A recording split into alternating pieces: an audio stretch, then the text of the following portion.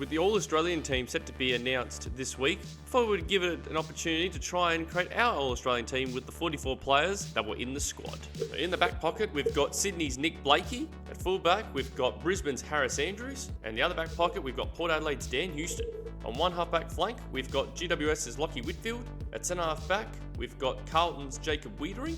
And on the other halfback flank, we've got Brisbane's Dane Zorko. We've picked a good amount of running defenders here with Blakey, Houston, Whitfield and Zorko, but all four have had great years for their clubs, so they've deserved to be in the team. I think Andrews and Wiedering have been arguably the two best key position defenders this season, so I thought it was a good choice to put both of them in there. Looks like a small defence given that we didn't pick a third tall, but I believe that Nick Blakey would play as a third tall if needed, because he does have a little bit of that size so he can play on that kind of player, and also he could rebound too, so pretty happy with this defence. Now on to the midfielders.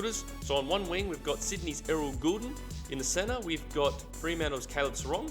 And on the other wing, we've got Western Bulldogs' Adam Treloar. Our ruckman is going to be Melbourne's Max Gawn. Our other midfielders will be Carlton's Patrick Cripps and Collingwood's Nick Dacos. Some of these midfielders are locked for this team.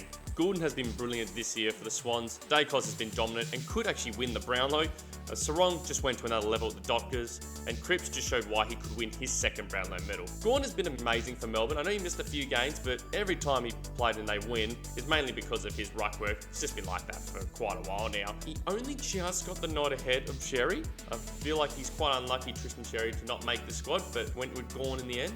Treloar's just been outstanding for the Bulldogs. I think he absolutely deserves his spot. Did put him on a wing, which is not his natural position, but given his running ability, I think he'd be good for that wing position. Now on to the forwards. So on one half forward flank, we've got Sydney's Isaac Heaney. Centre half forward, we've got Geelong's Jeremy Cameron. And on the other half forward flank, we've got North Melbourne's Harry Sheezel. And on one forward pocket, we've got Hawthorn's Dylan Moore. At full forward, we've got GWS's Jesse Hogan. And on the other forward pocket, we've got Carlton's Charlie Curnow. Now, I did put in the top 3 leading goal kickers this season. So Jesse Hogan with 69 goals, Jeremy Cameron with 58, and Charlie Curnow with 57 goals. Heaney for most of the year was the Brownlow favourite, so he's definitely in this team. And he does play a bit up forward as well. Obviously played a lot more midfield this season, but before they played a lot more up forward. So easy just to slide him at the half forward flank. Sheezel was just a shining light in North's season.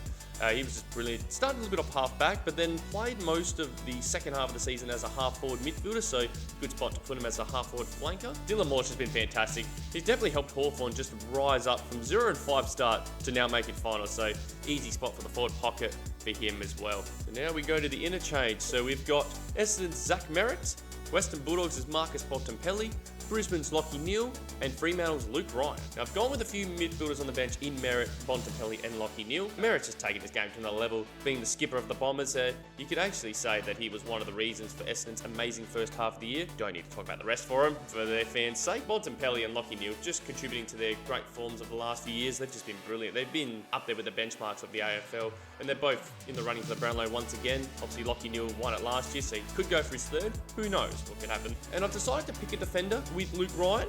He was very solid for the Dockers, definitely helped them solidify that defence. Unfortunately, they didn't make finals, but he was definitely fantastic for them.